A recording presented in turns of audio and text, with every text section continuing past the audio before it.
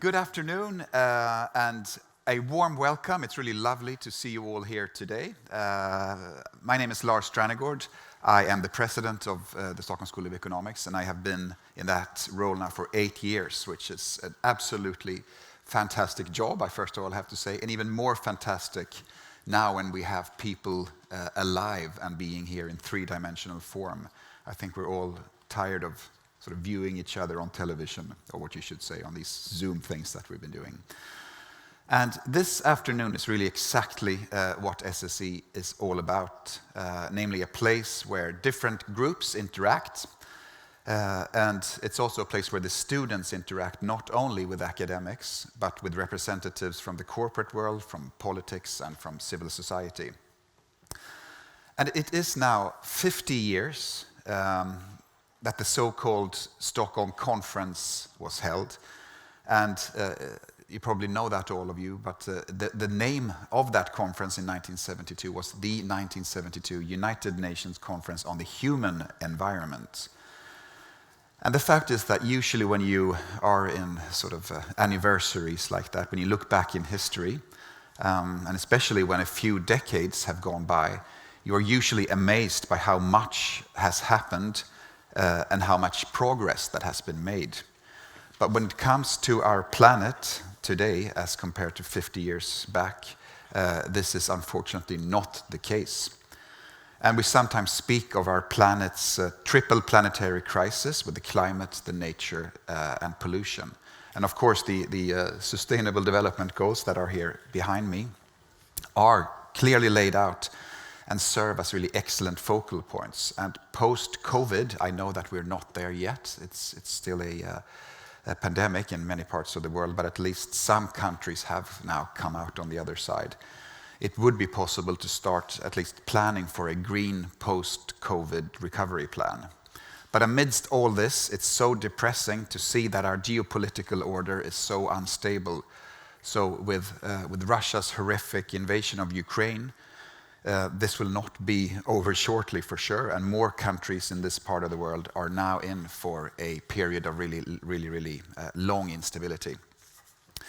And it's even more sad, I think, as we know that sustainability and war, those two concepts, sustainability and war, are two words that really do not align at all, actually, because armed conflicts are what this planet definitely does not need. And the fact is that SSE's educational mission is abbreviated FREE.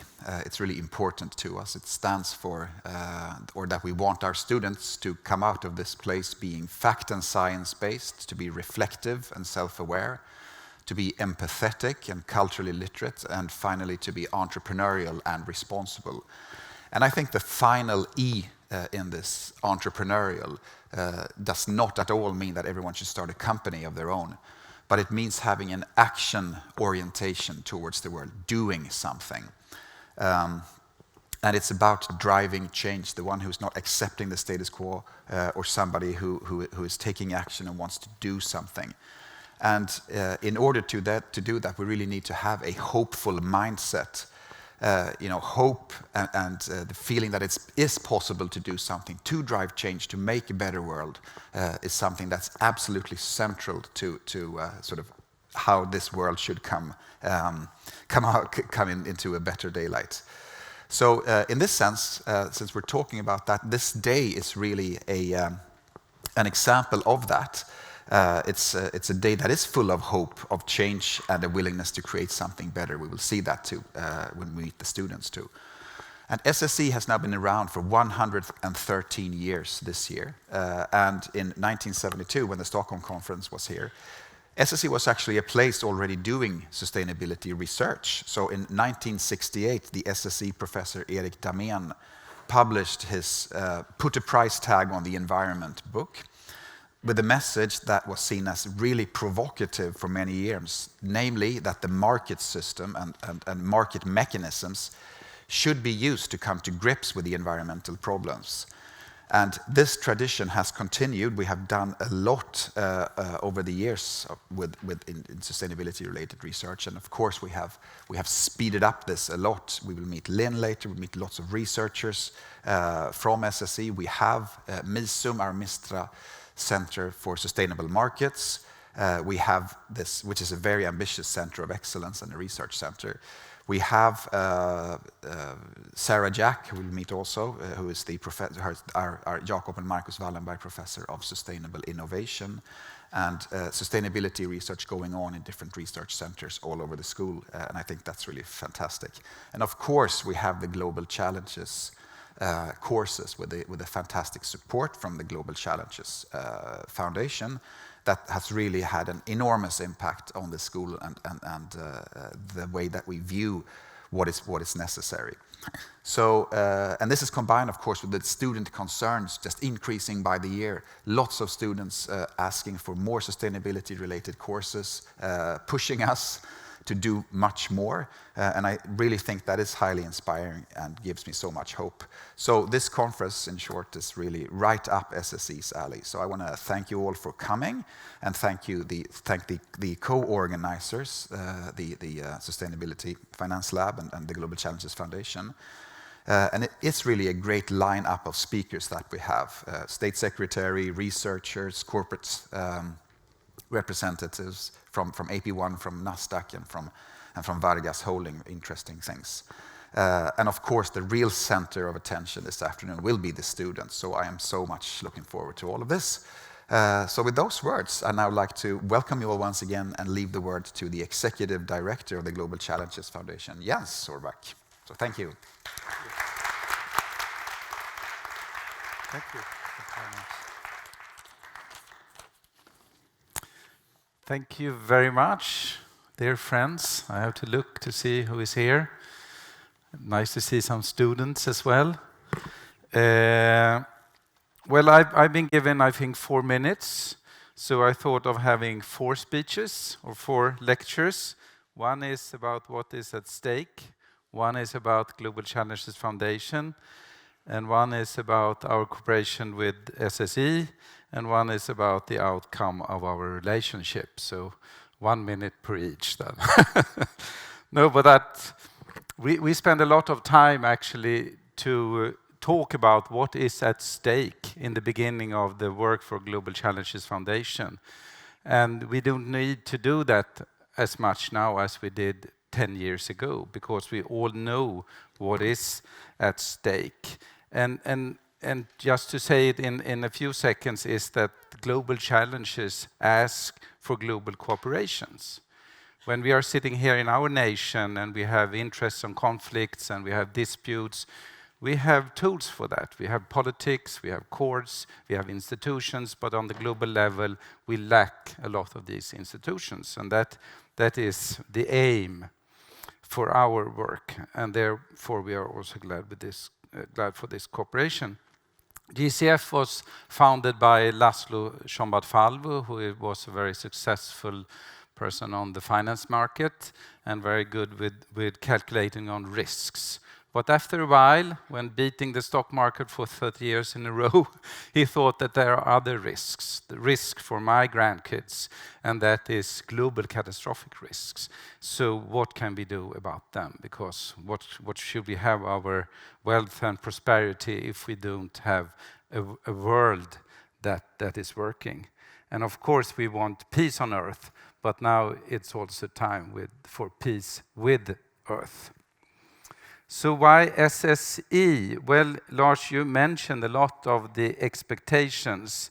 And I think that future leaders, business leaders, entrepreneurs, economists, you should not only be able to carry out your business, but there will be a lot of expectations. It will be expectations that you have a value-based leadership, that you know what sustainability is, that you know what gender equality is, that you know what human rights is. That would be a good leader in the future. And I think this is something that will be asked for.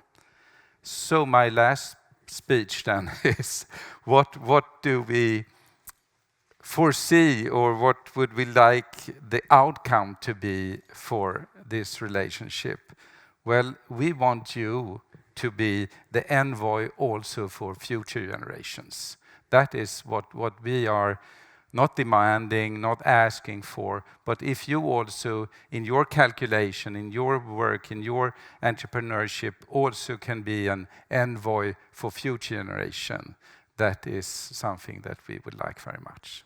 So thank you very much for this cooperation.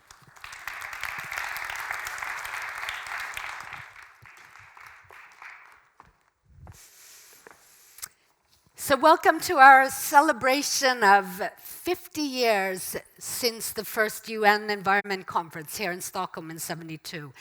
We've come a long way since that conference. Lars spoke a little bit about the things that had started it out. But not least of all, very much indicated by the importance, I would say, that sustainability has taken in both our research and teaching here at the school. But also, not least of all, in what we see from the engagement from our business partners, our corporate partners, but not least of all also from we see the engagement and interest from our students. And I say our current students, but how we like to see them as our future leaders in society. My name is Lynn Lurpold, and I'm very, very happy to be co-hosting this event on behalf of the Sustainable Finance Lab, where I'm also a co-director. The Sustainable Finance Lab is a consortium of research groups led by the KTH, the Royal School of Technology here in Stockholm, along with the Resilience Center at Stockholm University, Gothenburg University, Luleå Technical University, IVL, and the Center for Sustainability Research here at SSE. I will be very quick here because I know I will be coming back to you in the corporate panel, but it's my pleasure, I must say, to introduce to you my dear colleague, Professor Ranjula Baliswine, who's a professor of economics, a research director in the Center for Sustainability Research, and also a researcher in the Sustainable Finance Lab. Ranjula has worked at the ILO, the International Labour Organization, Uppsala University, has been a visiting professor at Berkeley, Stanford, Tufts, just to name a few, as well as worked in the UN Sustainable Development Solutions Network. So I'm very happy to have you as our superconductor, super moderator of this event.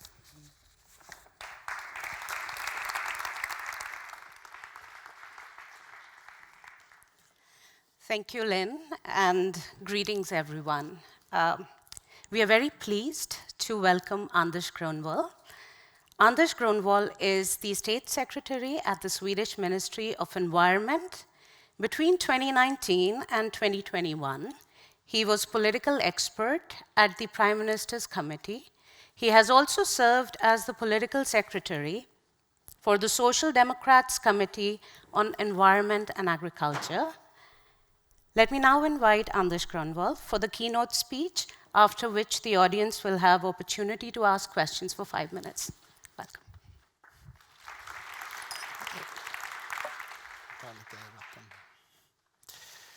Thank you. And thank you for letting me come here today.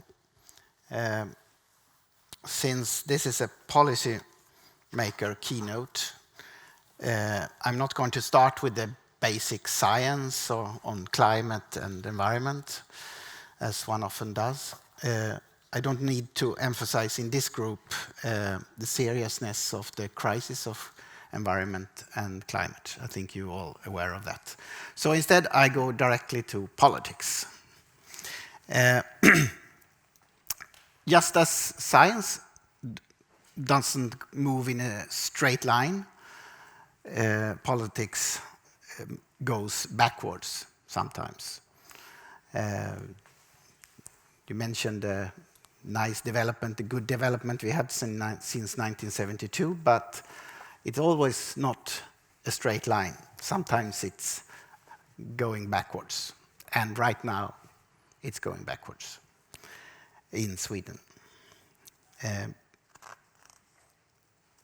And I'm afraid you have to brace yourself because more things will maybe come, depending on election and so. Let me take some examples. Not long time ago in the parliament, Riksdagen, a majority decided on an announcement, it's called in, I don't know the English name, but it means that the Riksdagen tells the government to do something. And they said that every time you start a new national reserve, nature reserve, if you decide to reserve this part of the nature, you have to take away another. So there won't be more than the same. So you can't increase the reserved area, you have to take away an old one. And that's a majority in the government, in the Riksdagen. Second, the requirement to blend in biofuels in diesel and petrol was decided by all the parties together. Good thing, let's do it. Reduces the carbon emissions a lot. Now there's a majority to take away it. We won't do it, I promise. But there is a majority in the government, in the Riksdagen. So, third thing, windmills. We have had an enormous expansion of windmills in Sweden. It's very important for having renewable energy. Now the development have stopped because the local authorities says no. Even if the windmills are way out in the sea and you might see them come up behind the horizon, no. It's a problem.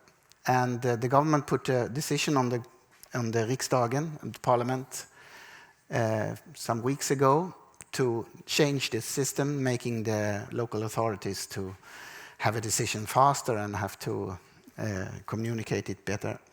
But now there's a majority in the government to stop it because they want to. They don't want the expansion of windmills any longer. So it's a strange time, and in many days, as mentioned, it's also 50 years since the UN Conference on Human Environment here in Stockholm. And in this summer, in June 2nd to 3rd, we celebrate it with an international meeting, Stockholm plus 50, a UN meeting. And of course, some will say it's going to be more of the same. Some will even say it's only, blah, blah, blah. But I will tell you why it's an important meeting. And to do so, I have to go back to 1972 and the UN Conference on Human Environment. Perhaps many of you heard the speech Olof Palme gave. It's on YouTube. It's just to click, you can hear it, or you can read it on the internet. One thing he mentioned, some maybe had noticed, was that he indicated that the solution to many of the problems was nuclear power. Okay, I think we need to see the context of the time and understand what he means. And what he means, according to my analysis, is that maybe it's not so important which technology he's pointing out. Instead, more precisely, that he turns to the technical research and development and orders a solution. Technology optimism, I would call it in Sweden. Swedish, I don't know if it's an accurate English expression. You can wonder if it also means that it's turning to the market and saying, let's make the market solve this. To get the answer to that, I think we'll have to read the whole speech and absolutely the ending of the speech. It's very famous ending, very famous words quoted all the time. I quote it all the time, and I'm going to quote it all the time so long as I work with this question. He said, "Our future is common. We must share it together. We must shape it together." That was the ending of the speech. And this is, of course, very political. Common solution, that's Social Democrat. International solidarity, that's Olof Palme, of course. It also means not to rely on the market, but doing it together. So he orders the solution both from the market and the technology, the innovations, but he wants to do it with political tools. And I think there's the difference between different political movements, how much you want to do with political tools and how much you want to leave to the market. Many may say that not enough has happened since 1972. A lot has happened, as you said, but not enough. I think we can agree on that. And it's actually a bit terrible if you think that they were aware of the problem. If you read the speech, you can feel, and all the speeches from the conference, you can feel that they were aware of the problem. But despite that, we still are where we are today, far from the solution. Did you know that the greenhouse gases emission continued to increase in 2021 and actually were higher than 2019? So they dipped a bit on the pandemic, but still going up. I don't think it's so simple to judge the participants in the Stockholm Conference 1972. Firstly, science was not giving as much in-depth basis as we have now. Secondly, there is a growth and population development. We are twice as many, actually, on this earth than they were 1972. And we still have the same resources and a completely different global standard of living. The problem has reached a completely different dimension now than 1972. That's for sure. And the risk of the collapse of the civilization is obvious today. It may not have been the same in 1972, but it's been easy to deal with it wasn't so easy to deal with politically in 1972, especially as there were more acute threats of extinction like the Cold War. So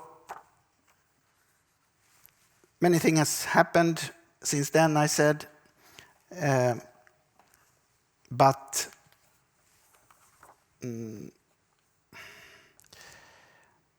many of the most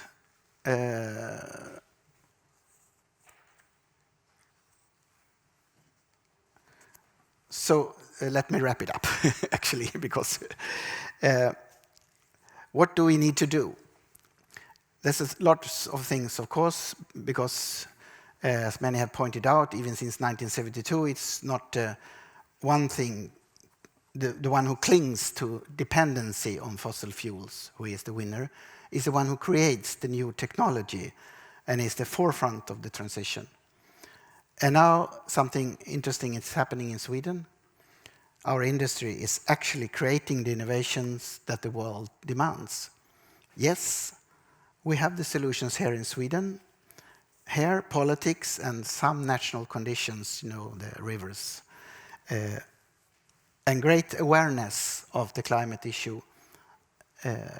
This has built up since 1972 and made us very credible. And I think we have to show this to the rest of the world. All we have worked for since 1972 is now bearing fruit, actually. We are the winners, I used to say. Thousands of jobs are being made right now. And that's how we close the emission gap by showing this to the rest of the world, selling this story of success, by focusing on the opportunities here and now. We can show the world that climate action can create jobs and growth. The old and dirty gets outdone. For me, the meeting in Stockholm plus 50 is a chance to do this. That's the most important action. Sell this story. And we are the winners, and we are sorry for the losers. They didn't see the change coming fast enough. And this was exactly what Palme also thought and said in his speech. He saw this, but it took a lot longer time than he might have thought about. And I don't think that the nuclear power in 70s technology is the solution, but modern technology is. It's really urgent, Olof Palme said. I think it feels difficult to hear him say that, actually. With the knowledge where we are today, if the world had acted, then we would have been able to secure the future in a better way. But I don't believe we can win a stronger opinion for change without selling the benefits of the change. And that must, and we also have to have a fair transition, of course, where everyone is included. And then I'm talking about both countries and people, of course, just like Palme did. Thank you.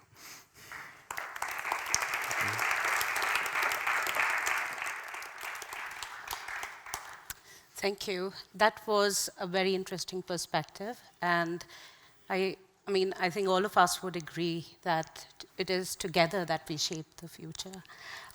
We have time for a few questions, maybe 2 questions, and if you could take those 2 questions together, then maybe you could go ahead and answer. Thank you.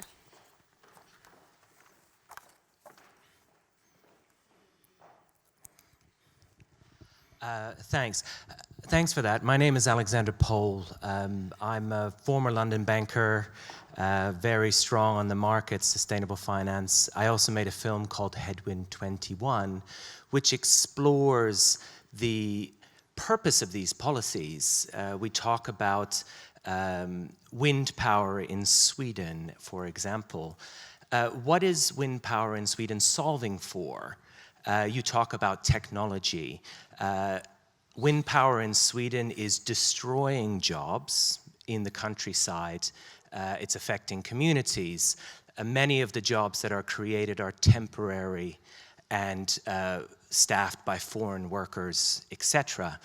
It's almost as if we're solving for a world where people and nature don't matter, but it's all about technology. So E.F. Schumacher is a famous economist from the 70s. He sadly died in 74, I believe. He wrote a book which is called Small is Beautiful. And it's all about appropriate technology rather than technology for technology's sake. So is Sweden's policy to solve for a future where machines and automation and high technology thrives? Or is it a future where the natural foundation, humans, nature, plants, animals, etc., thrive? Because you cannot have both. Technology has proven that it comes at the cost of nature. Galloc mine, a lot of the rare earth mining processes which are fundamental for the green transition are incompatible with life. So I appreciate that Sweden has done great work over the last 50 years. It certainly has influenced the world. But what world is that you are solving for? Thank you. I think we had another question at the back.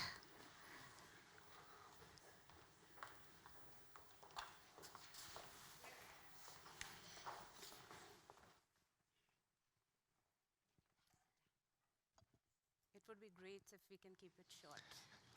Okay, thank you. Hello, Rolf Lindahl from Greenpeace. A similar question in a way. A lot of things has happened. And I agree with you that unfortunately some things are going backwards as well, while we need to take major steps forward. Listening to the International Panel on Climate Change, IPCC, it is more or less a revolutionary conclusion they have, that we need to transform the society in a speed that has not been seen before. We don't need reforms, we need a revolution rather. I also wonder, you're talking about the green growth idea, and that really don't really match up with the things we need to do, the changes we need to do. How is Sweden, what are the system change approaches Sweden is taking forward to address the urgent situation that we are facing today? Yes, as I said, it's all about technology. And I won't change that. The windmills, we need electricity because we have to stop using fossil fuels. And to stop fossil fuels, we have to change a lot of technology to electric technology. The steel industry is the biggest emitter in Sweden. The traffic, of course, is the third of the emissions. There is no other way than electricity. A lot of electricity, and you can't imagine. It's really a lot of electricity. So we have to build a lot of windmills. And we have to build them in the sea, and we have to build them on mountains, and people will get angry because they're blocking their view or anything. But I don't see an alternative. The alternative is disaster. The alternative is 2 degrees, 3 degrees, and then fast moving on. 6 degrees come fast, and then extinction. So that's my answer to this question. And to your question, you can't change anything if you don't have a majority behind you. You can't, sometimes you have to compromise a lot to get where you want to go. So I can say, yes, we have to stop emitting carbon dioxide by 2030 instead of 2045. That's our goal today. But I don't going to have a majority in the parliament for that.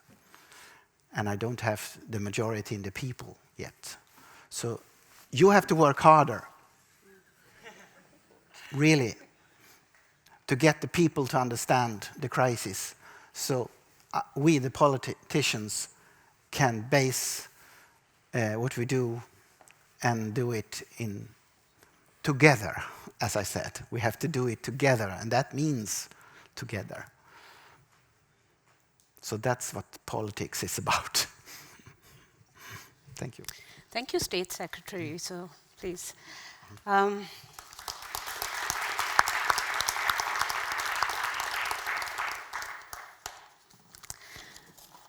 We now move on to the research panel that discusses where are we now and the extent of science-based knowledge on environmental, social, and governance components in sustainable finance while focusing on the trade-offs, interlinkages, opportunities, and challenges.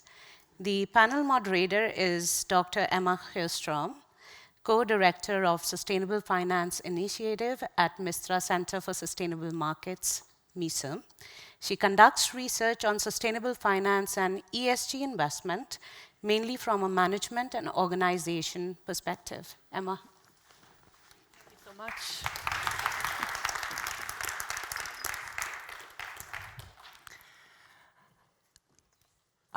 While I pour my glass of water, my fellow panelists, if you want to come up to the stage, I will introduce you.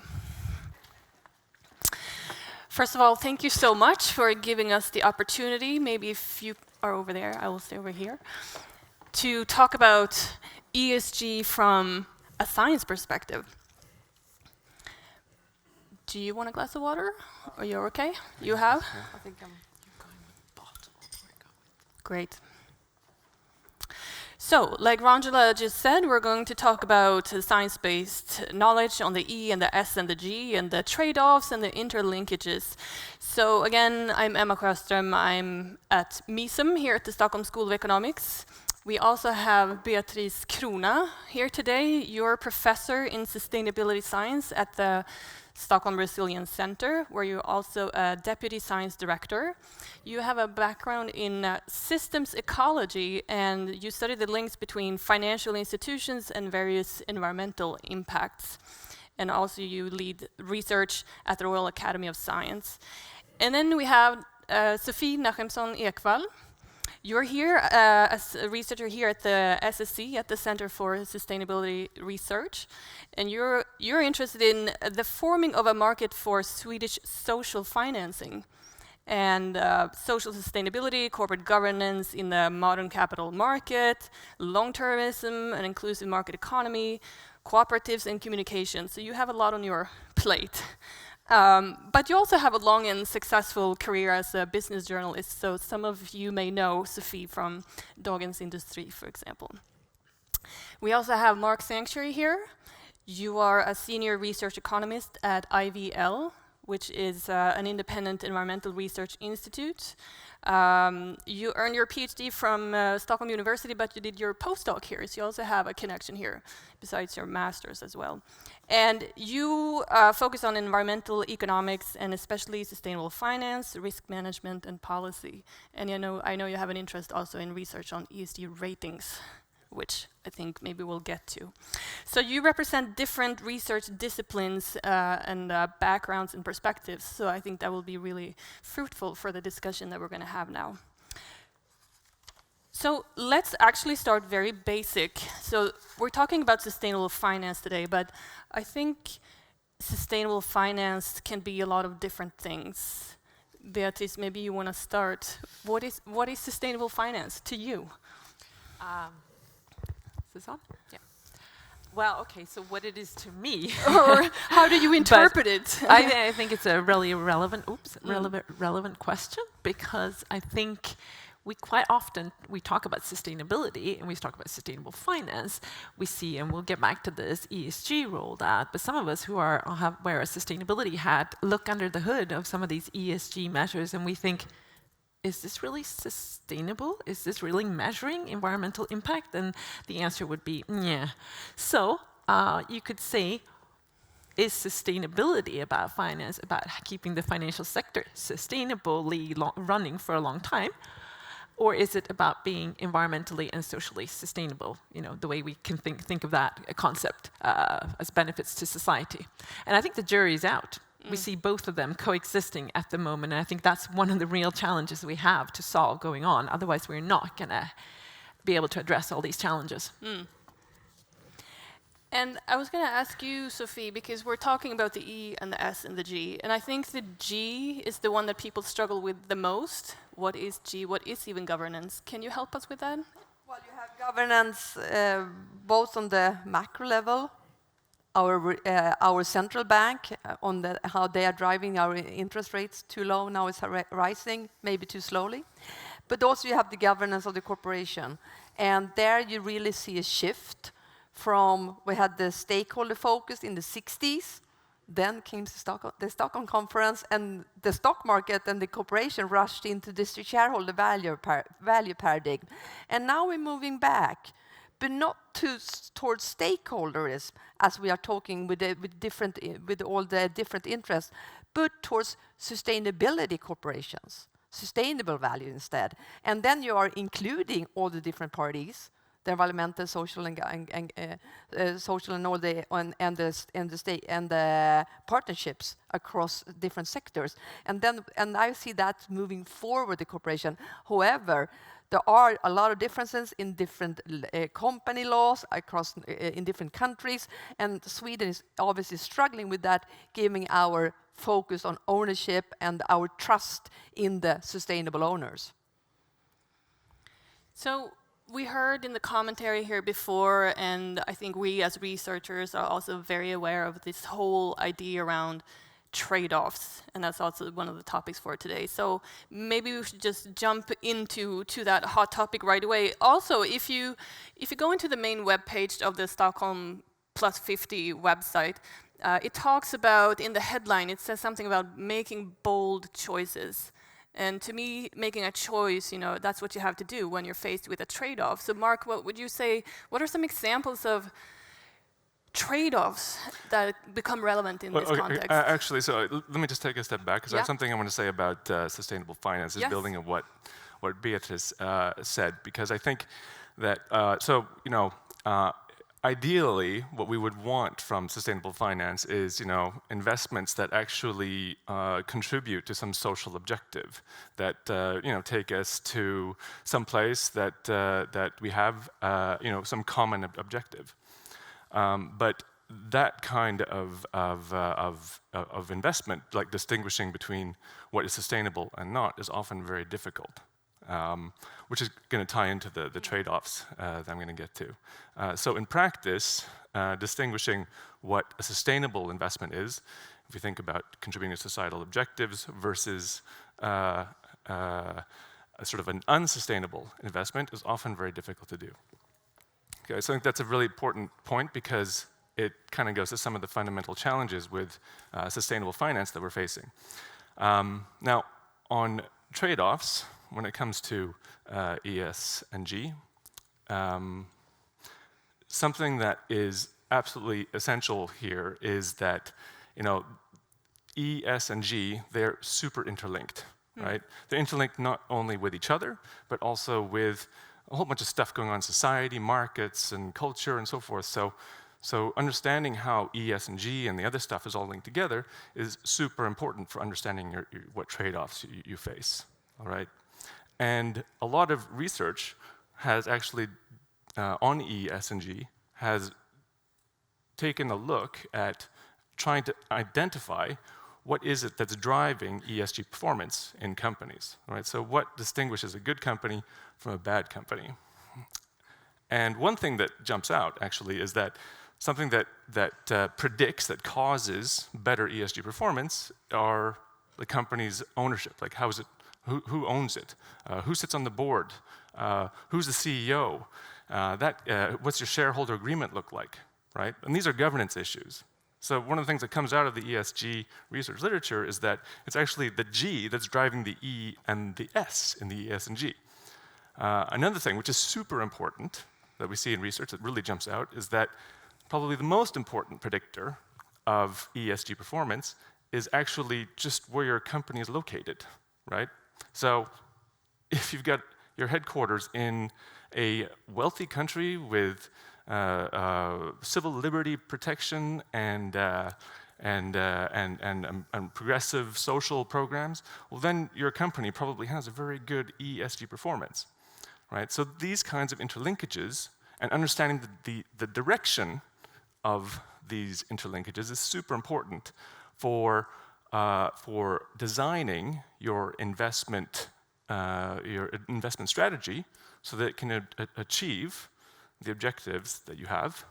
But unfortunately, a lot of the research that's out there is based too much on correlation, which is very dangerous, because you can end up going in the wrong direction and designing investment strategy which is based on correlation, which takes you actually further away from where we want to go. Do you want to respond to that? Or do you have your own thoughts on trade-offs?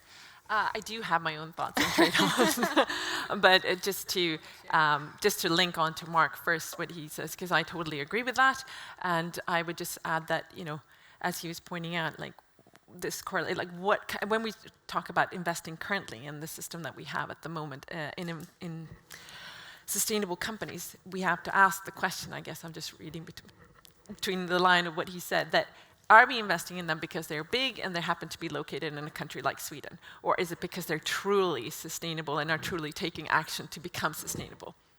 And often it's not. It's just that the E just happens to follow along with the good G measurement. It also has to do with the fact that ESG rankings, and maybe we'll get to that, and many of you in the room probably already know, but it suffers from two major flaws as I see it. One is that we all know that it's a huge divergence. So it's just a plethora of different ESG metrics out there, and they're not correlated at all. That's a problem when you're going to try and measure something, because you can just pick and choose the one that kind of happens to rank your company the best or whatever you want.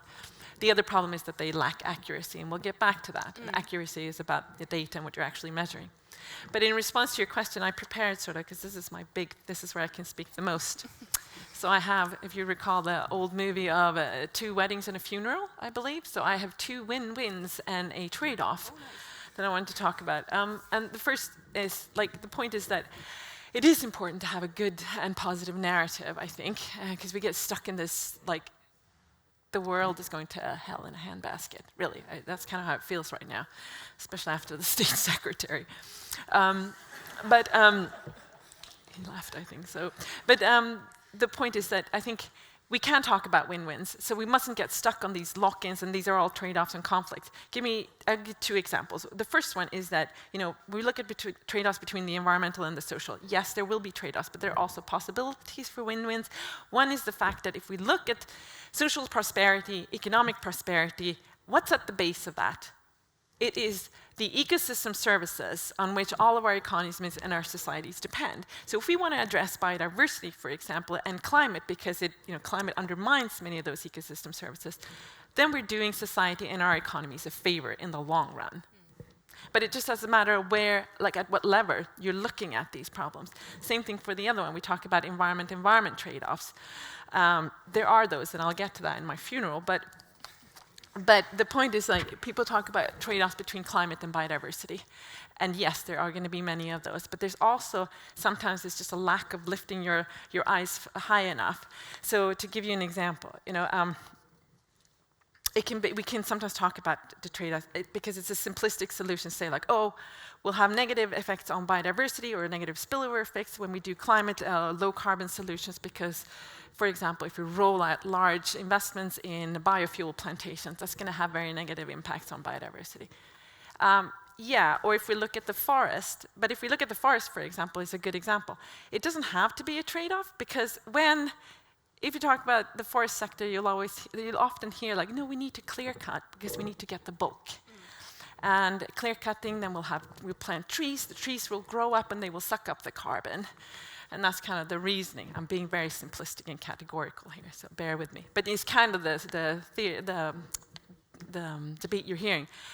The problem with that is that it's true to a point. We want them to suck up carbon, and yes, but the thing is that that's about bulk. That's about harvesting for bulk, and a lot of that ends up, for example, in paper and pulp, which then ends up as paper products, which we then use today or tomorrow, and then we incinerate it. So then it's back in the atmosphere. So it's a very short-term way of looking at it.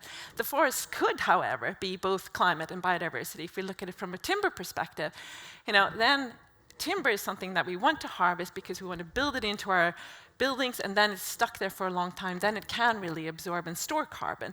And when you look at timber, you can also do selective harvesting, and then you can have a win-win between biodiversity and climate. So it's about how you look at our sectors. It's about how you actually deploy these policies. And then just the final, I'm sorry, I talked a lot, but just my final, my funeral then, which is this trade-off, which I really don't see any way around. It's this strong focus on technology development and tech optimism and electrification. And yes, I get that we need that, and I'm all for it in some ways. But we mustn't lose sight of that there will be real trade-offs there, because the batteries and all the hardware of that electrification comes at a really high cost. Rare earth metals, we're seeing conflicts already in Sweden with the Kallak mine. Where's that going to come from? That will be a massive trade-off unless we manage to get really strong circularity, where we can reuse a high percentage of that. And we are far from that at the moment. So I'll stop there. No, that's super interesting. I'm going to pass the word over to Sophie in just half a minute, but I just wanted to ask you, you have a wealth of knowledge about this, and I can see when you explain it like this, all the interlinkages that you touch on, but how do we get the financial market actors to get this?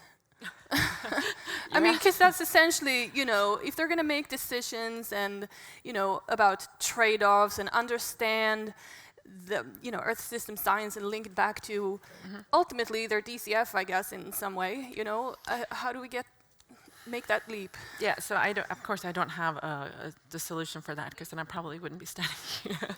I'd be doing it. But I think two kind of easy, or I don't know, two answers to that. One is that I do believe, and I try to operationalize this myself, is that as scientists, as sustainability scientists or different scientists involved or interested in these questions, we need to work much closer with the industry, and I mean then the financial industry. And I think only in the last few years have we seen a massive kind of step towards that, where you see people like me getting invited to like I was at the Norske Bank this morning. I've been to a lot of these to talk about this with bankers, with fund managers.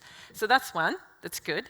But the other one is, I think, if we look at a lot of the investment sector, and maybe you know more than me, but it seems to me that a lot of that, the data that they use when they invest doesn't come from in-house. We see a massive lack of capacity in most of the investment houses around Europe and in the US. So they rely entirely on kind of third parties like the ranking and proxy voter providers. Those providers are not providing, as I would say, what we need right now. So we need to reinvent that sector, or add a layer of brokers that are actually has the capacity or the competency that's needed. I think much more focus should be geared towards that. So we're going to have to rethink a lot of the things, and do things differently, and the financial market is going to have to also gain a lot of new skills and new ways of thinking, probably. Yeah, and introduce that third party that's sort of, you know, that's the environmental accuracy. I'm going to pass it over to you, because I know you're keen to also react on the discussion. Trade-offs are important, but I would rather see the new opportunities that are being offered when we look in, for example, on the social ESGs. They're half of the global goals, but we seem to just say, okay, we have the basics now: human rights, anti-slavery acts, gender, living wage. That is coming, and that is the basic for the environmental sustainability to develop. Because if we don't have democracy, if we don't have the people with us, nothing's going to happen anyhow. But what is so interesting now is that we're moving beyond that. We're talking about impact. We're talking about positive impact. And if you look, for example, on the financial market, you often end up in the equity side, where you can be an activist or something like that. But you have the bond side, you have the green bonds. The bond market is $130 trillion.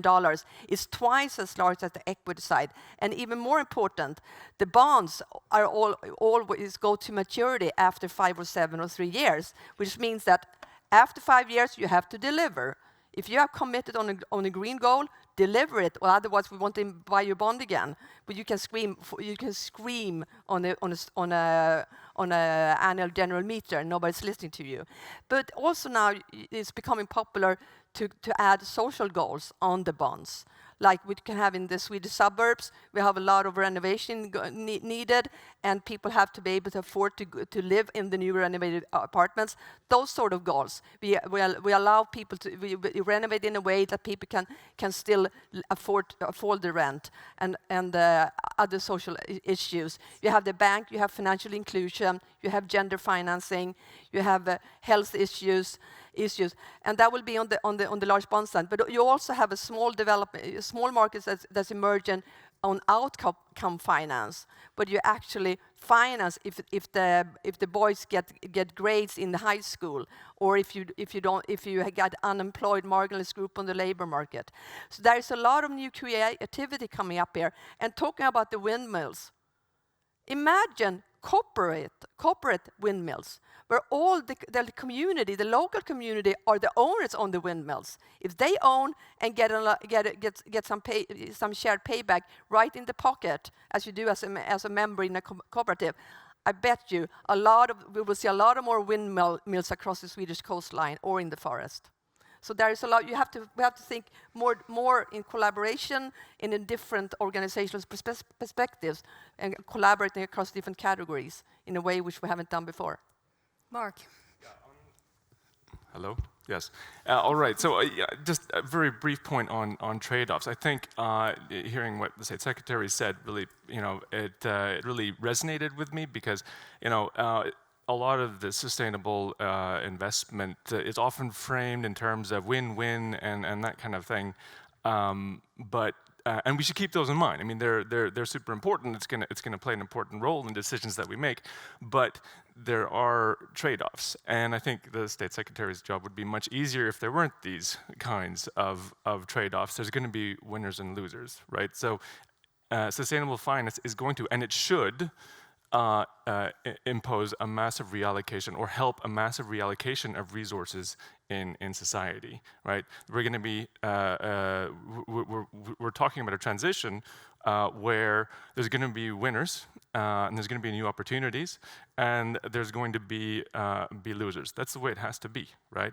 The challenge that we're facing, or what ESG regime, if you want to call it that, is trying to support, is to help investors choose the winners. But it's not there yet, right? I mean, we're not even close to the kind of precision that we need from these types of tools in order to identify who the winners are going to be. And it's a very difficult thing to identify who's going to win from this. I mean, when you're talking about all these sectors which are intertwined and connected, and you're trying to see how our policies and our investment decisions are going to move through these sectors and reallocate and help the transition, it's very difficult to predict how that's going to go.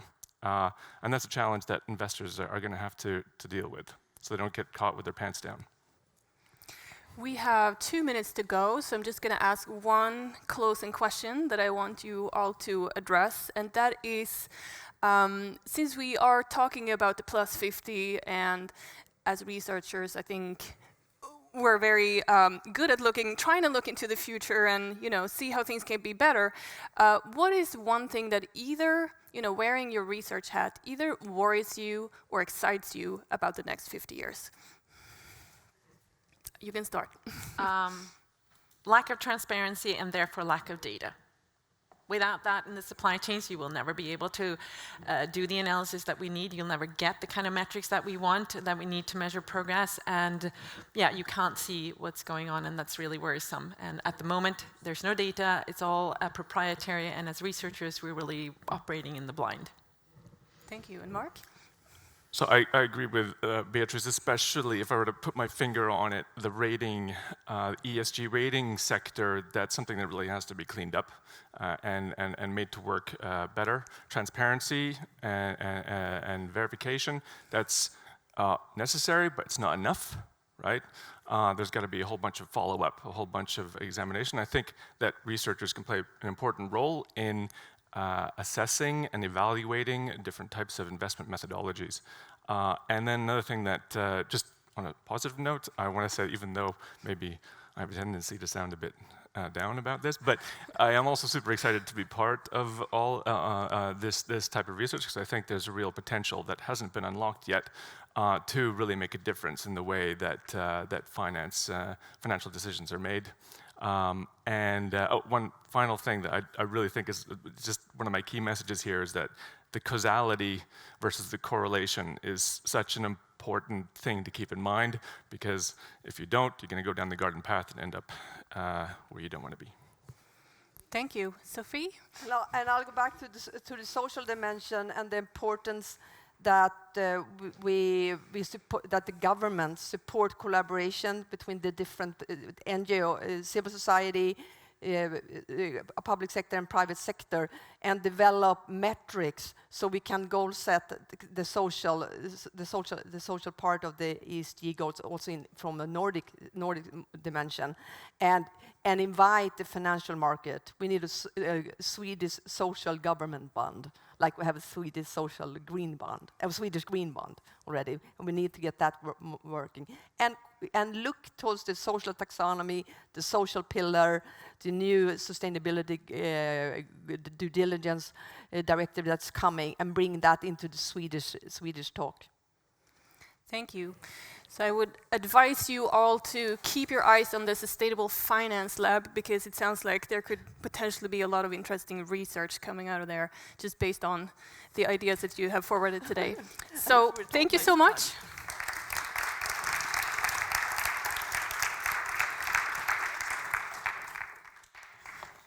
Thank you. I really had to stop myself from jumping in. There were such interesting points made, you know, sometimes controversial. Okay. All right. So we've been sitting for some time, and do we need to, do we feel like standing and stretching a bit? Yes, please. Yes. Stand up.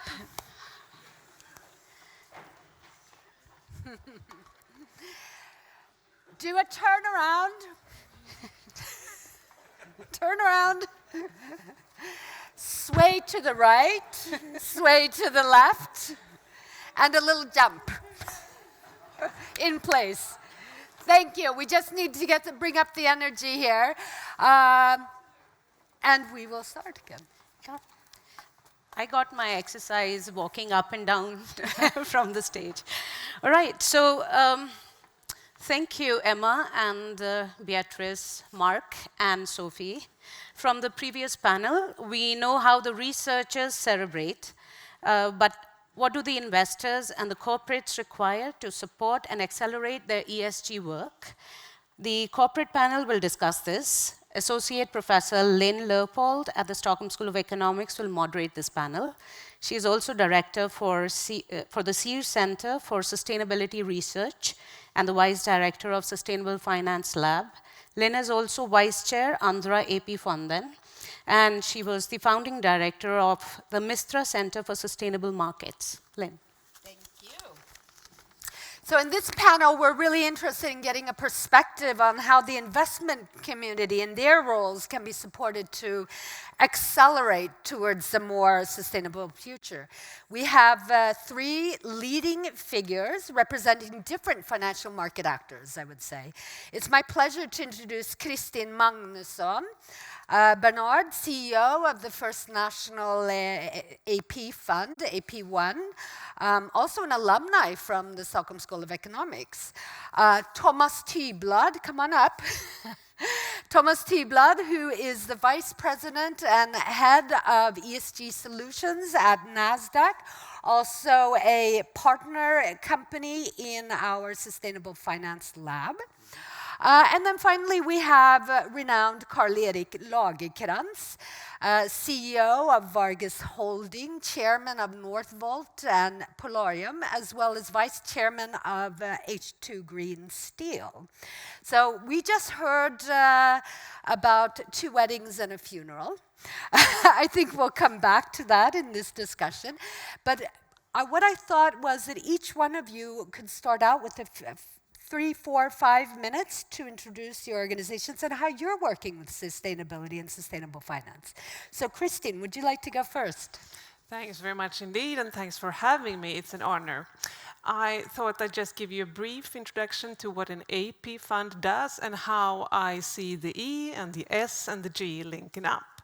And let me congratulate you on the choice of title for today's seminar, because on the contrary to what we just heard, there's nothing we discuss more within the financial community.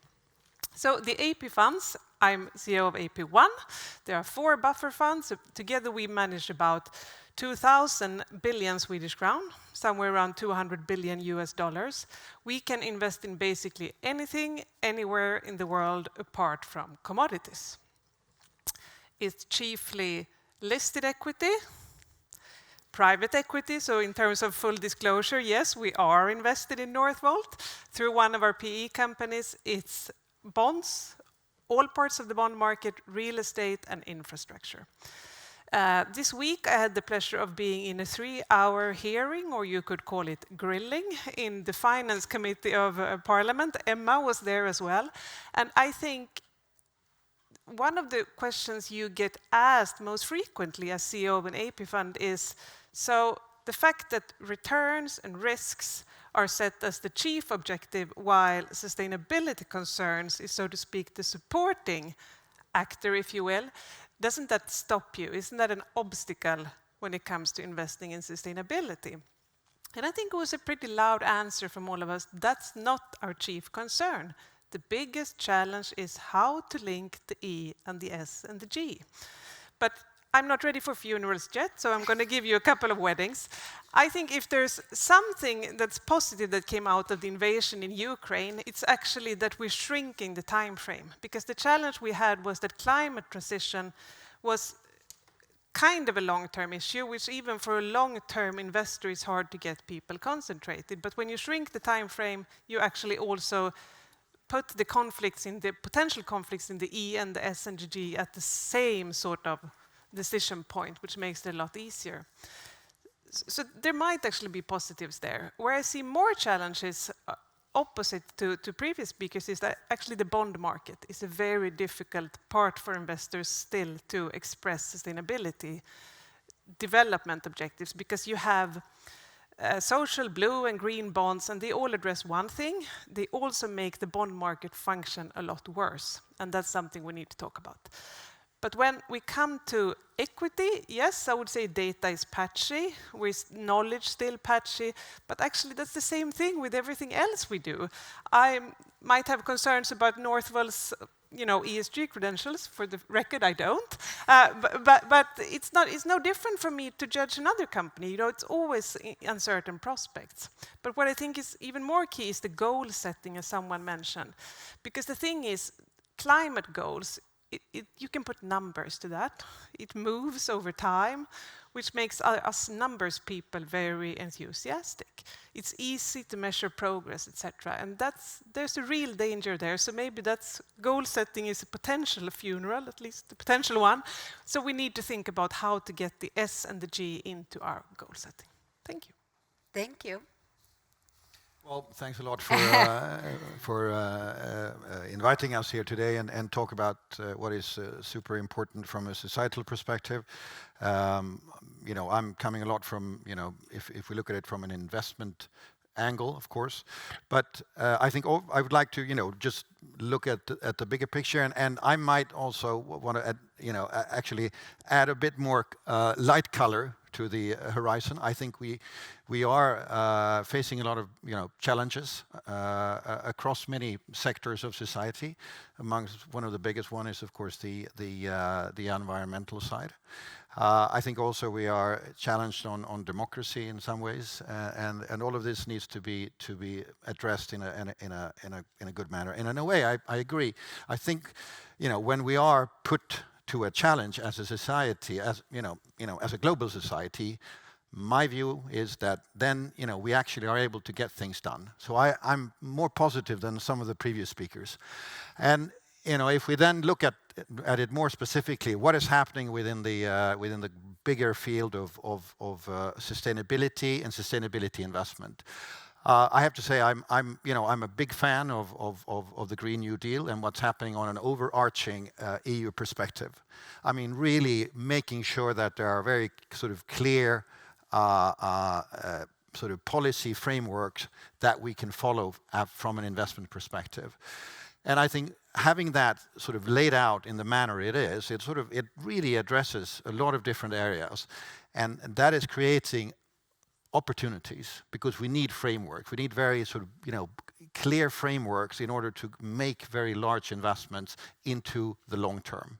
So I'm very happy on that, and I'm seeing that evolving in a very positive manner. I've worked very closely over a long period of time in our different companies. From the on the basis of our investments that we are doing, then you need to be super well anchored in the broader European or global society and understand what is going on. And then, if we move, further back into a sort of a Nordic or a Swedish context, I really see that there are sort of great advancements happening. And I think not only, are we able to deploy a lot of capital into areas which are really I would say vital for decarbonization. That's the way I see it.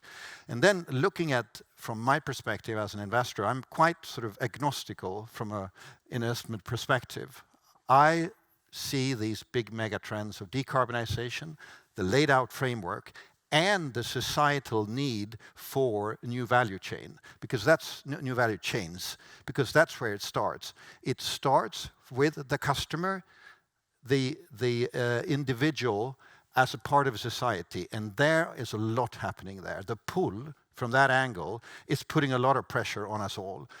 And of course, yes, we will have challenges in developing new value chains, but I really see great opportunities understanding the overall, framework of what's going on, and then looking at it from a decarbonization perspective, the need for electrification, and the need to put new technology to work.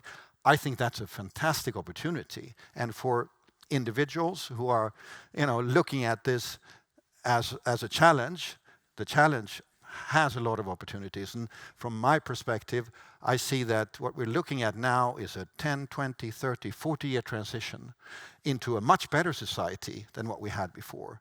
It's about a decentralized energy society, which I think, and I say it sometimes, I think, we look at energy prices today very high. I think over time, energy prices will fall down to almost zero, because there will be energy costs will only be related to capex. Capital expenditure will decide. That will happen over a longer period of time, but we are building a much more robust system, which is a sort of a circular system of sustainability, and doing that is creating a much better society. Thank you. I'm going to come back to you with a lot of questions, and I think it was touched in on one of our audience questions here as well. But first, Thomas. Okay, thanks. Nice to hear some positive news, some weddings. First of all, just to introduce myself and the organization I represent. I work for NASDAQ, and most probably know that we run the exchange in the US and here in Europe or in the Nordics. But we actually do quite a lot on the technology side, on the data side as well. And we, for instance, have very much focus on financial crime side and have solutions for that, etc. In terms of the ESG and why we are focusing on that, I can just say that we have done that for quite some time. We were the first stock exchange to have a separate segment for the green bonds, even if you don't fully like them, or the liquidity. Okay, let's take that afterwards then, or maybe today. And we also have futures, tradable futures on ESG flavor ones. So that was the first exchange as well. But generally speaking, we see it as a core function of the role we have in terms of helping and supporting the corporates in their ESG journey, to ensure that they get access to capital over time, because we believe that strongly that they have to be on the ESG journey to become fully sustainable in order to have access to capital in the future. Secondly, in terms of from the investor side, transparency, and that is what can we do to improve the transparency in order for the investors to be able to make informed decisions. And we do this in different ways, either to be like facilitator, to have to link the investors and the corporates together. It could be through like information and education. For instance, when we have new companies listed at our exchange, we have like mandatory courses in the ESG side, so we ensure that that will come up on the agenda. And then we also have some more hands-on solutions and offerings to the corporates and investors, and that could be in the green bond side, sustainable bond side, for instance, transparency platforms for the investors. It could be different solutions for investors to provide to their clients in order to how to digest all this massive amount of ESG data. It could be for the corporates, and especially like smaller corporates, less mature corporates, ESG reporting guides, what to report on, how to report, etc. And now lately we are also stepped into the carbon removal side actually, and have a solution there that is very early yet, but very interesting. And that is in a way to be able to support the corporates, not only what to measure, how to report, but also actually to manage the emissions in the end. So where are we and what are the challenges? I agree with a lot with many of the other speakers. On the positive side, I think we do see a huge move from the private sector. And I think previously it probably were more on the policy maker side and researcher side, etc. But lately it's been a massive move on the private sector side. And I think that is extremely positive, and especially when you have this. What do you mean by the private sector side? A move both the corporate side, the corporates are moving, and also on the asset management side. I mean, for instance, take the G-Funds with the Glasgow Financial Alliance for Net Zero, and you have the commitments that are there. The problem, though, and the challenges is, okay, how to operationalize this and how to actually take it from the nice words and the commitments on board, and to actually move it into the organization, into the asset investment decisions, so to say. And a bit the same for the corporates, of course. It's a lot of corporates coming and actually want to make good and have another, I would say, real will to reach there and realize that it's not just about ticking the box. You need to find a real sustainable business strategy to be there in the future. Thank you. I hear, and in a sense, it was a bit of the purpose that you're representing very different parts of financial market actors, and I want to get back to why you have a better solution to green bonds, but we'll get to that. But I hear also, I'd like to hear, we have a wonderful entrepreneur, you can say, who very much sees the weddings, I would argue. Tell me what would make your job easier. How would, we've talked about the standardization, the transparency issues. From a research perspective, it's very hard to, when you don't have standardized and transparent numbers, you can't compare as an investor either, what it's really saying. But as an investor, what needs to be done? What would help you in moving us forward? Quicker, because we have short time. Yeah, no, I mean, I think we need large-scale solutions, and we need to. I think we need to rapidly scale, and to rapidly scale, we need to adjust some mechanisms from a societal sort of permitting perspective. We talked about that. It was touched on before with regards to the different types of renewable solution that needs to be put into place faster. But that's one side of it. But it's also about permitting for environmental permits for building large-scale industrial process and so forth. And so, I think we need to address the challenges in a much more rapid way. Therefore, all of the mechanisms for developing the next generation of industry, which is going to be decarbonized and which is going to be, in different verticals, from battery to steel to alumina to fertilizer, whatever it might be, needs to be addressed, in the manner that the problem is there, and therefore some of the structural processes needs to be adjusted. I think that would be the biggest help for really moving and accelerating forward in a bit of a. It's not about money. Exactly. It's not about equity. It's not about debt. It's not about governmental support. I think is policymaking needs to be very, very long-term supporting. But the societal change is so strong that governmental sort of incentives, in some ways, will not play the biggest role. But I'm thinking about getting these permits and so on and so forth. It's taking a lot of time, isn't it? I mean, given the fact that we need to accelerate with the challenges that we have, are we going to be able to, get there quick enough? And isn't it I think the we state? will. I think we will. I think if you look at these many industries which are legacy industries, which are big emitters today, they have the biggest problem of moving forward as fast as possible to decarbonize. That's a problem. And I look at many problems from a greenfield perspective, because it's about building new industry in the right energy geography, where there is the right relevance for building industry. And I think, as we said before about electrification, a lot of industry will be electrified.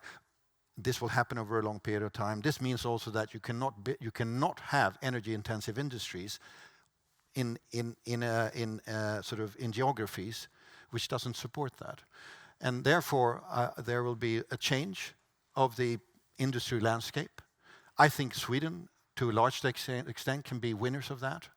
And looking at it from an industry logic perspective, and looking at energy geography, and looking at setting up brand new value chains, which doesn't have a hindrance in old balance sheet legacy, which is sort of slowing down the process. That's, I think, is looking at the problem and the solution.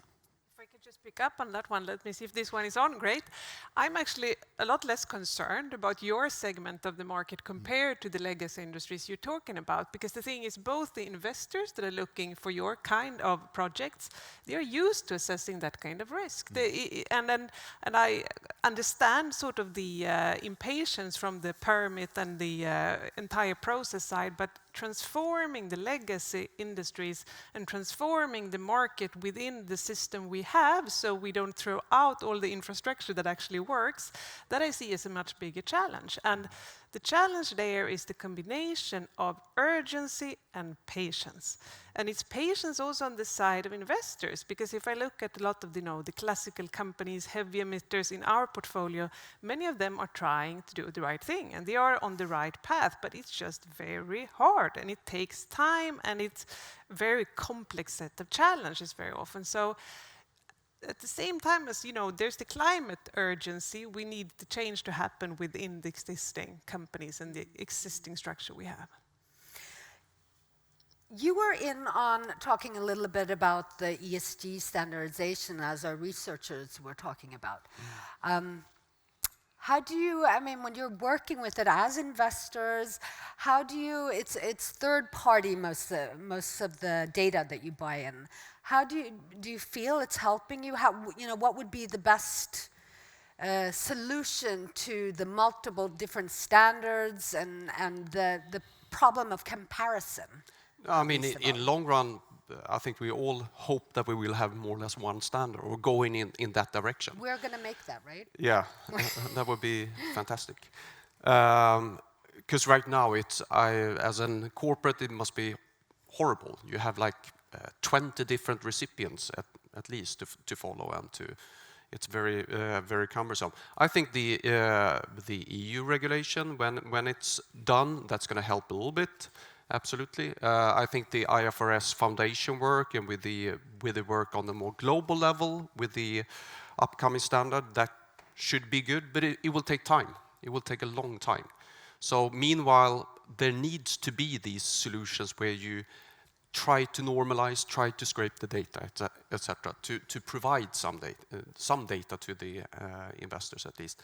But I agree with the earlier speaker. I think it's what we need to be able to do, find solutions so you can provide the data and not the score after a black box. I think that would be very helpful. So Kalle first, and then Christian. Do you want to respond to that? No, I think it's super important to have and to really get the right types of data into the picture. And I mean, science-based targets, for instance, if you look at it from an ESG perspective, I think that is super clear that it's coming very strongly into, to really be relevant on that is actually not sort of, well, then you stand out. It's like if you're not, you're going to be, you're definitely falling behind. And more companies are super cautious on that. But they don't have the S there, though. No, I think there are. I mean, from an I said on the environmental side, I know that I think there are issues which I would like, and I think it's going to come into the picture much more on, which is more about the specifically around the S, where I see a lot. And I think I would personally, in the companies that I operate, I would like us to be very strong on that S and stay away from certain areas of industry where you do not want to associate yourself. But the other way is that it's going to be the customer who decides on this. The end customer is going to be super, if we call it focused on choosing the right supplier, the right company that they want to buy product from. And I often talk to our customers, very large customers around the world, and I tell them, you want to be a premium player in the market? And they say, yes, we are a premium player. We build the best products, we have the best technology, we have the greatest of engineers who does this. Well, are you sure? I mean, if you really want to be a best in class, do you think you can sell a product which has more carbon than somebody else? Do you think do you think that you can still call that a premium product?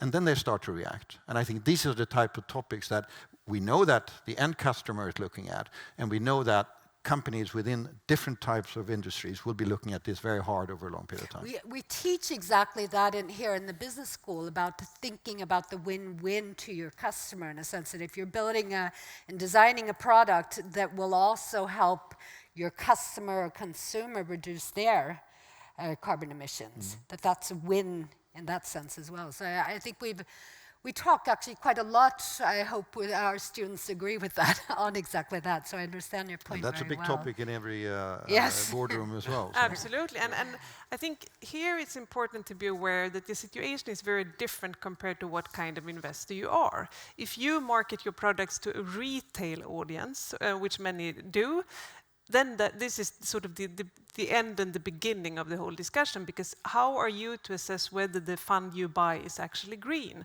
I'm in a luxury position because none of you can take out the money out of my fund. And that means that we actually have much more intellectual leeway in taking all the sustainability data, and we use a number of different providers. We can build our own scores, and we can use them in sort of a fundamental way to look for opportunities that we think serve the E and the S and G. But obviously that's not the official methodology. It's not disclosures I could market if I were running a UCITS fund instead. So I think especially to find the disclosure and metrics and standards that work for a retail audience, I think is one of the key issues, because otherwise you're going to face a backlash, because you have the concerns around greenwashing, and they are real, because as long as anyone can market anything as green, there will be lots of disappointment as well. Thank you. Our time is running out, but just a quick, and I'm going to throw you a little bit for a loop since we're in a business school here. Is there a trade-off between financial profit and sustainability? No. No? No. No. Great. Kristin, Karl-Erik, Thomas, thank you very much. Thank you.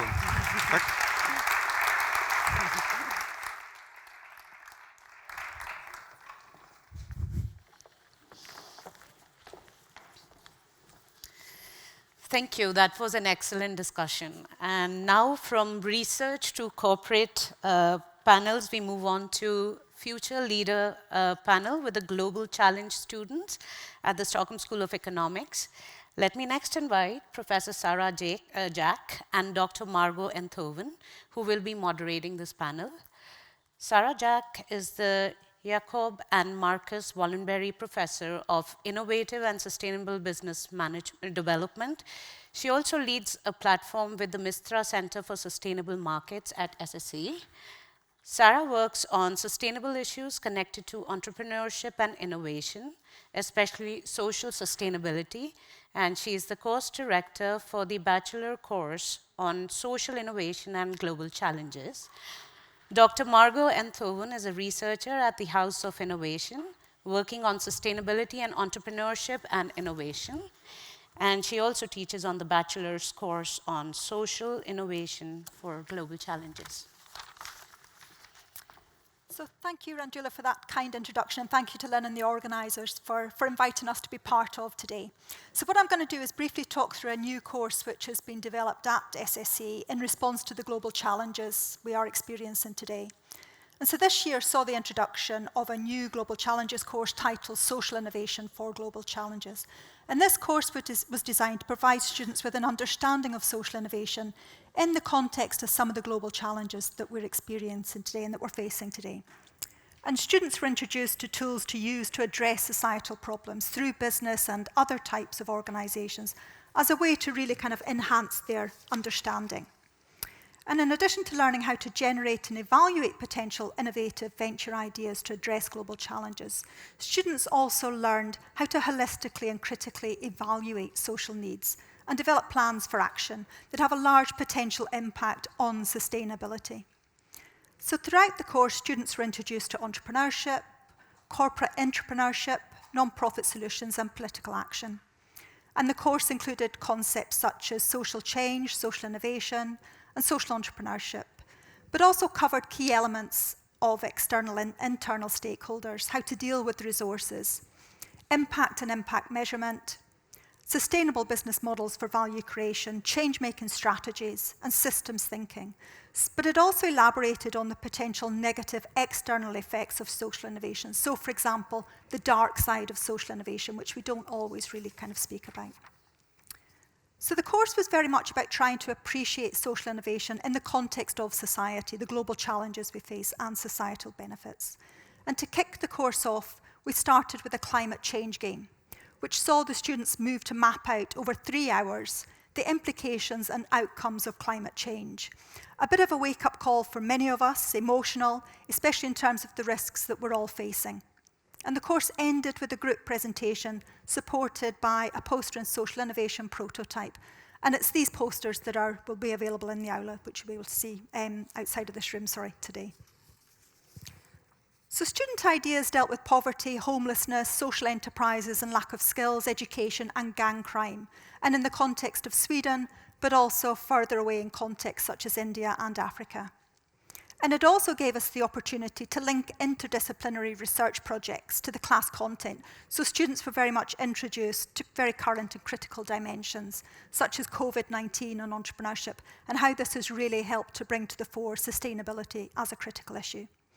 Social innovation in marginalised and rural areas, in some of the cases developed through an EU Horizon 2020 project with 27 partners from across Europe. Public procurement of functions in the circular economy of sustainability from an MMW project that's being carried out in Sweden with Misam and Mr. Rees based at Linköping University. And gender and equality issues through an EU Horizon 2020 project on building transparent and resilient gender equality through integrated monitoring, planning and implementation. And also water issues in Africa through a global challenge project that we've been working on across Africa, and how through collaboration we can build a better place, which has been some of the things that's mentioned today as well.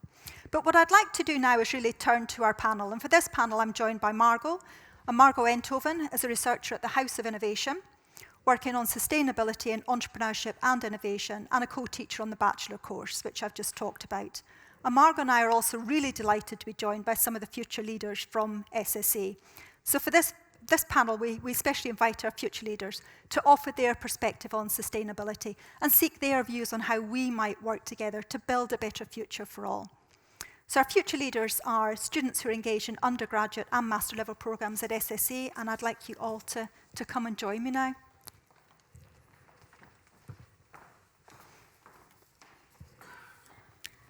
So we're delighted to be joined by Aidan, by David, by Emma, Marcus and Sasha. We would also like to thank Abu Bakr Ali for all his help with the planning for today. Unfortunately, between lectures and other commitments, he can't join us, but he's very much a part of the planning process for this event. So thank you all for giving your time today to join us, and I know that you've come between lectures and other commitments as well, so thank you for that. But to get us started, I'm going to ask a fairly open question. Everyone, can you briefly introduce yourself and say what sparked your interest in sustainability and sustainable development? Aidan, will we start with you and just work our way along? Yeah. So I'm Aidan. I've come from, you could say, across the pond, aka the Caribbean. So very different environment. And yeah, I grew up in a country that was plagued by a lot of social problems, a lot of institutional corruption, control by corporate mega corporations, oil companies primarily. And I saw the direct effects of climate change and social issues in my daily life and growing up. And therefore I realized, okay, I want to do something about this in life. Feels only right for me to do so because it's everything that I think everyone deserves. So that's what brought me actually to Sweden, and what brought me to sustainability, what brought me to this course as well. Thank you. Sasha? Yes, so my name is Sasha. I'm Cypriot American, also coming from an island country that's currently under occupation. Climate issues are particularly challenging because we're held responsible for both sides of the country, even though only being able to apply governance to the southern half. And additionally, growing up in the Midwest of the United States, I've been surrounded by agriculture all my life, and I've become particularly passionate about issues pertaining to agriculture, watching farmers suffering in the United States, which led to me starting a company on sustainable agriculture and eventually also moving to Sweden. David? Good. Well, hello everyone. My name is David. I'm from Switzerland, and I'm a second-year master's student here in the master program in economics, and I'm also one of this year's Wallenberg Fellows. I think the introductory question is very interesting because I think a lot of young people kind of would answer with a counter questions like, how can you not be interested in sustainability, given that it's kind of the defining challenge of our generation? So for me, it's kind of clear why I want to be involved in this and why I want to work on these issues. Okay, Marcus? Yeah, my name is Marcus. I am not like the rest of you. I'm from Sweden, second-year bachelor student here. I've been involved together also with some of you in the school's effective altruism organization, and I'm now also enrolled in the school's Civica or civil engagement program. I think my interest for sustainability comes a lot here from Sweden and being close to Swedish nature. I have family from Norrland, so I've been able to spend a lot of my holidays up seeing Swedish nature, its beauty, but also how easily the ecosystems get disrupted by human activity. So for me, what really sparked my interest was the will and the need to protect this beauty of nature and protect the ecosystem that we have. Emma? Yes, my name's Emma, and I'm a first-year bachelor student here. I'm Swedish and British Caribbean, but I'm also what you'd call a third culture kid. And I've been very lucky to live in 6 different countries, so Sweden, Lebanon, China, the US, Kenya, and the Netherlands. It's a long list, but it's been very exciting. But of course, through that, I've been exposed to a lot of different socio-economic contexts, as I think I wrote in my application to SSE. And through that, I think there's an oncoming wave of change that, as has been said, you cannot avoid. And the reason I was interested in sustainability, I think, is because it's at the forefront of this change, and humbly I'd wish to be a part of that and learn more about it. So yeah. Thank you all. And I'm now going to turn to Aidan, because you were engaged with the Social Innovations for Global Challenges course. And can you just share with us the social innovation idea that you came up with in your group, and what really kind of drove your idea there? What was the social problem in the SDG that you dealt with? Yeah, I guess I'll give my pitch. So basically, throughout the course, me and my brilliant group found out that last year in 2021, 19 out of 23 regions in Sweden were understaffed in the healthcare field, especially in hospitals and especially during summer months. And we saw that going into a bigger problem of the healthcare system being basically has a lot of pressure on it from a staffing side of things, and not necessarily for specialists or for very critical roles, but more for administrative tasks, for simpler roles, for things that everyone has to do, but there realistically was not enough people to do it. That was especially relevant in COVID-19, the height of COVID-19, when they actually had to introduce students from medical schools to help with administrative tasks. And we basically thought, well, why don't we make use of that? Why don't we think about medical students actually gaining more access to the workplace, seeing the actual processes that go on, getting the opportunity to actually make an impact and actually feel a lot of motivation for the thing that they're studying. And so our social innovation was basically a platform that allowed medical students to connect with the institutions and medical professionals where they can actually get access to help with these sort of tasks and to learn about the medical field, but as well as alleviating some of the pressures from the administrative tasks that currently hinder or bottleneck some processes in medical institutions. Yeah. It brought together all of that, didn't it, really? It was yeah, very interesting and very current, but also the digitalization which was kicking in was good as well. Margot, I don't know, do you want to? Yeah, thank you. I think it's interesting that you created something that brought together a couple of actors, because I think that is one very important thing about these global challenges. Who are we going to turn to, and who are we going to ask to collaborate? And I want to turn to David with a question about that. So who do you think we need to bring to the table to kind of make this change happen? I think the short answer is everyone.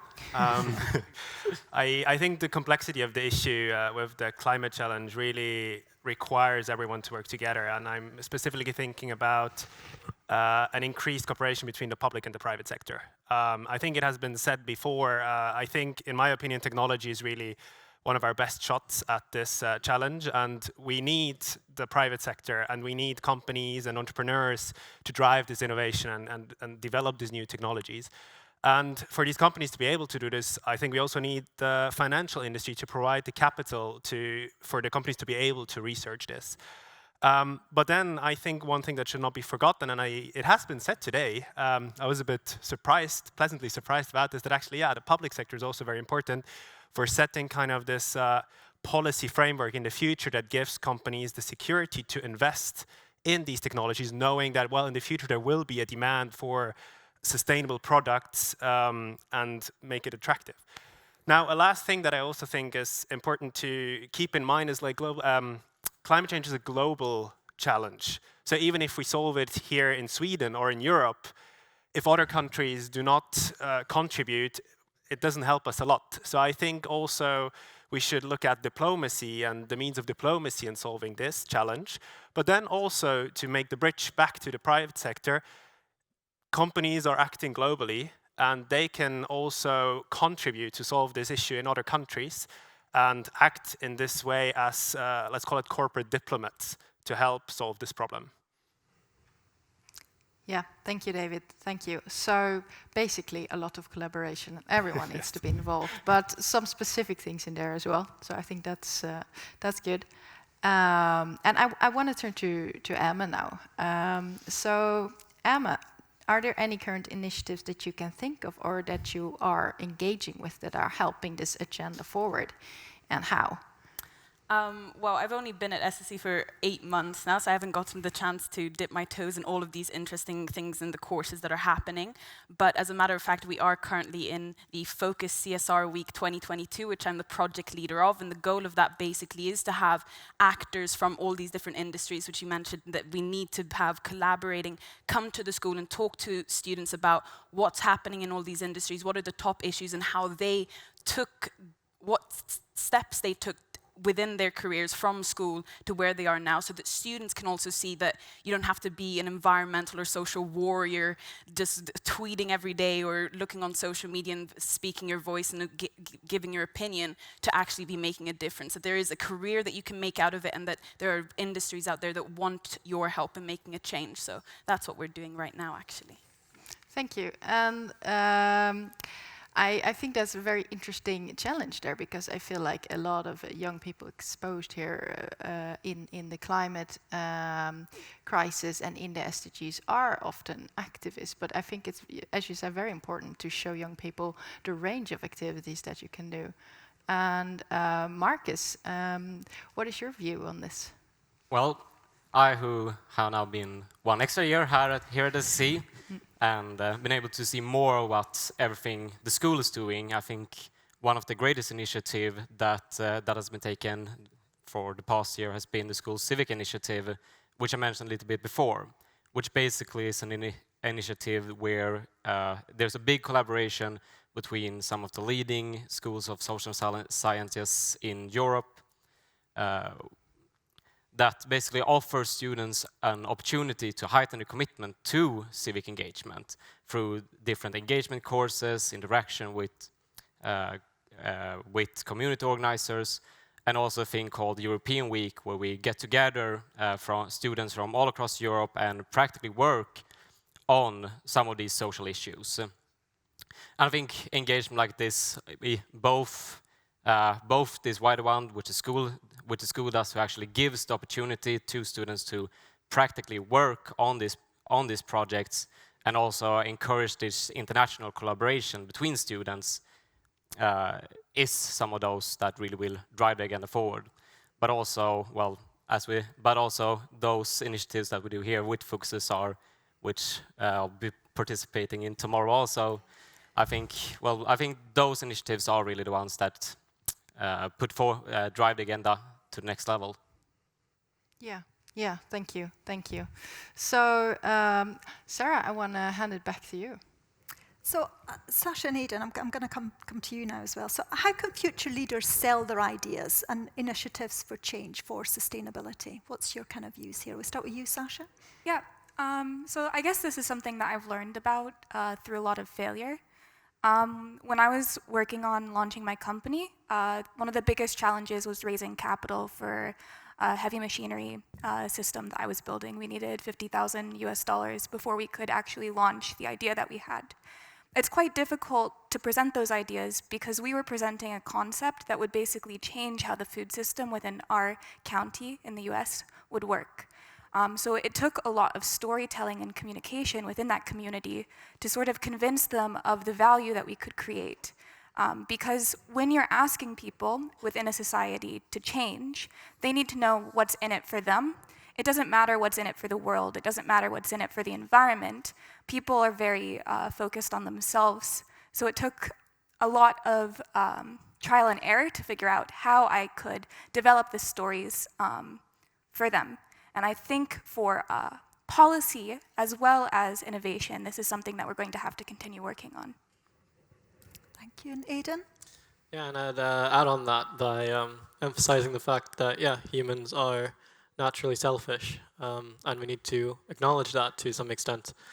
When coming up with social innovation, with coming up with new ideas, when trying to present them, not in that we should treat people badly or say like, oh, you're bad for being selfish, because we all are.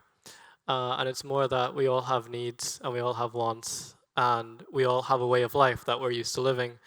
And if we want to introduce change, it needs to be of benefit. It shouldn't be another choice. It shouldn't be another niche. It should be something natural. When I go to the supermarket, I shouldn't have to feel bad about buying one thing or the other. I should feel like this is just the way I live, and the ideas that we come up with should really respect that fact and make it easy for people in a way. And that's mostly through communication, I think, as you said. So as we're moving to the end of the panel, and I want to leave some time for questions from the audience for the students as well, we want to kind of take a perspective on the future as well and hear how you view the future. So you're the future. And as our future leaders, what are your views on change, and what, in your view, should our priorities be? And we'll offer that as an open question. Starting with that, just taking a little bit of a, economics perspective from what I've learned here, you can't really expect people to actually care about sustainability if they don't have the short-term life quality secured. So I think if we really want to have a global collaboration around this, if we really want everybody in the world to start working towards sustainability issues and taking them seriously, we we have to first secure that each individual, each country actually have the baseline life quality needed to have this focus. So whatever is the most efficient way to start improving life quality, both for people in more developed countries that maybe face instability with job loss and unemployment, and in more developing countries who face starvation and the risk of climate disaster. I think starting with getting those kind of like baseline issues solved, so that so we can get the global cooperation around sustainability is definitely first priority we have to take. Anybody else, Emma? I think just to add on to that, I think in order for us to even start pushing forward that agenda, even though we've been moving forward, and I think our generation thankfully is aware of a lot of issues, and that's great thanks to the abundance of social media that we have access to. But for me, oftentimes the priority is communication in order to facilitate collaboration and healthy communication, because I think as almost illustrated here tonight, we have a lot of people agreeing on things, but almost sometimes it feels like you're talking over just missing people or just missing the point. And of course, I think that's only going to be emphasized if we keep being limited to the trendiest video on TikTok or 150 characters on Twitter, you know? Obviously, there are wonderful places for issues to come to light and to start trending.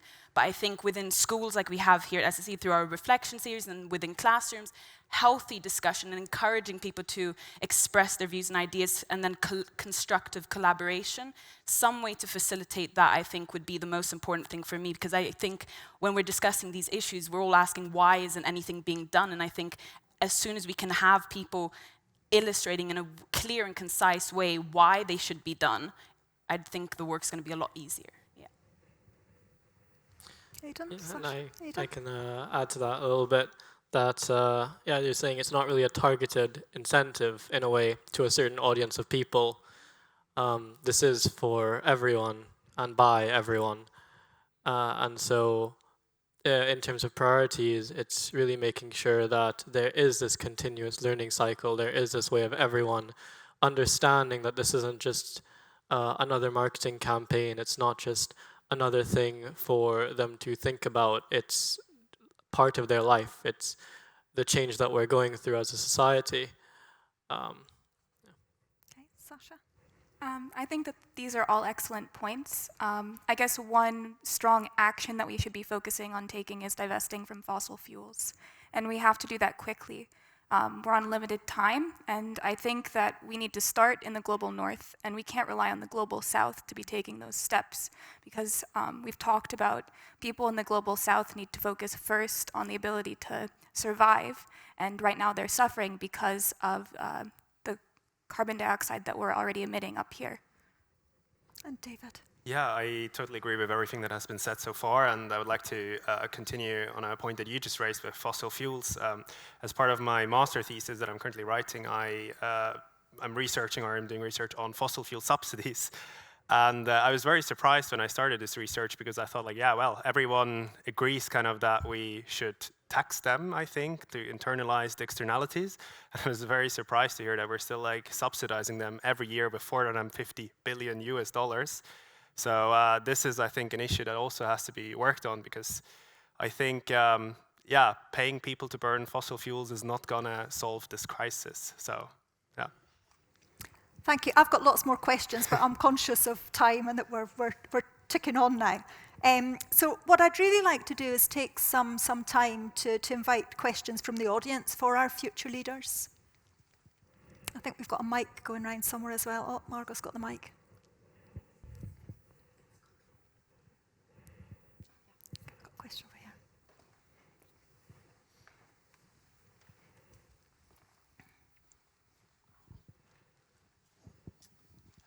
Sorry that I have to ask another question, but I really appreciate your passion and the way that you are developing your minds.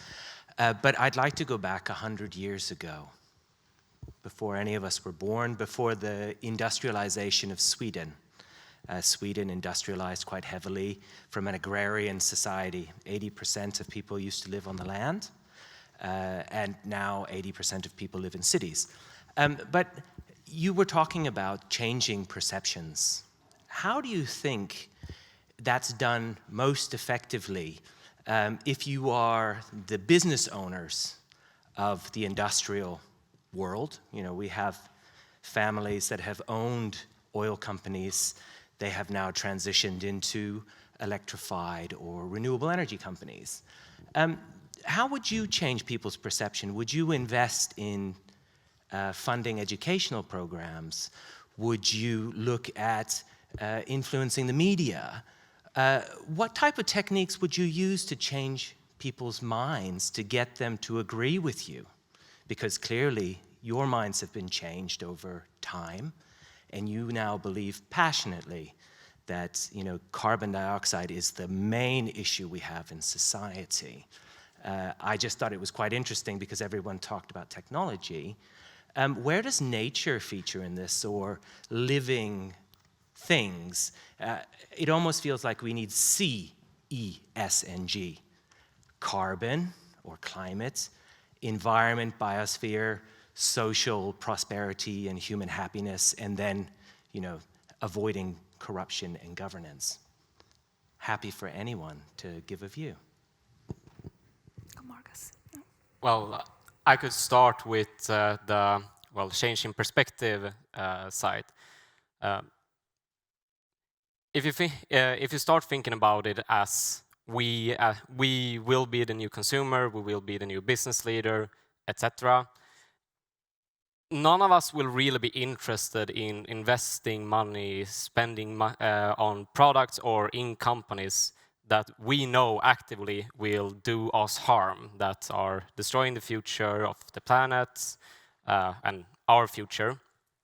So I would probably say the most efficient way to affect people's perception, especially in the business world, will be to make that clear. We will not be interested in buying products from companies that are destroying our future. We will not be willing to invest in this product in these companies. And also from like a pure business perspective, a company in my mind that is destroying the world and destroying my future, that is a lousy investment for me to make. So, I would say that kind of argumentation, making that clear for businesses in the future. Yeah, and then if I can address the other thing of going back 100 years ago. I think it was more than 100 years ago now that the electric car was first invented. In fact, it was popularized before gas-powered vehicles as a mode of transport for city dwellers especially. The problem came when the gas-powered vehicle companies decided that it was a great lifestyle choice to have a gas vehicle. It was more, at the time, it was more manly, it was more interesting, it was more mechanically unique. And they sold that lifestyle. And over time, everyone agreed to it because it benefited their needs and it became comfortable. It got a lot of investment and so forth and so on. And now we are where we are today. And in the same way now, when it comes to new technologies, when it comes to new changes, when it comes to thinking about what people appreciate and what they want, it is very much addressing the fact of people have lifestyles that they want to live. People have needs and they have wants. And if you want to sell them an idea, you have to get them to appreciate what that idea can actually bring. So for example, if it is nature that we're talking about, if it is everything around that, the fact that we have so many documentaries now that highlight these sort of things. I think it started in the 70s as a big movement of documentaries really highlighting the natural planet, and that led to a lot of climate-driven initiatives. And so the same thing happens now. It's just a cycle that continues, and we need to be able to incentivize people to appreciate the things that we need to do. David? Maybe I can also just very quickly, I think one can learn a lot from looking back in history. I think it's always a good thing to do, but we also have to look forward and see the realities today and think, where do we want to go from here? And I think this is the important question in this sense. think I'm sorry, I'm being told time, but maybe that's something you can follow up afterwards in a discussion. Okay. Okay, well, thank you all very much. Thank you for your questions as well. Thank you. Well done.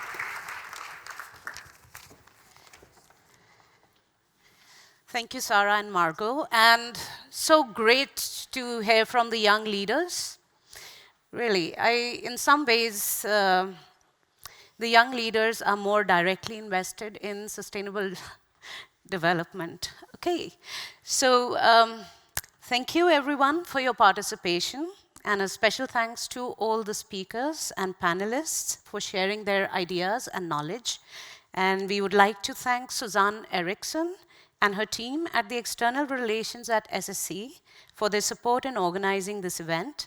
And you are now welcome to drinks and mingle in the atrium outside, and to simultaneously look through the project posters of our Global Challenges program students. Thank you.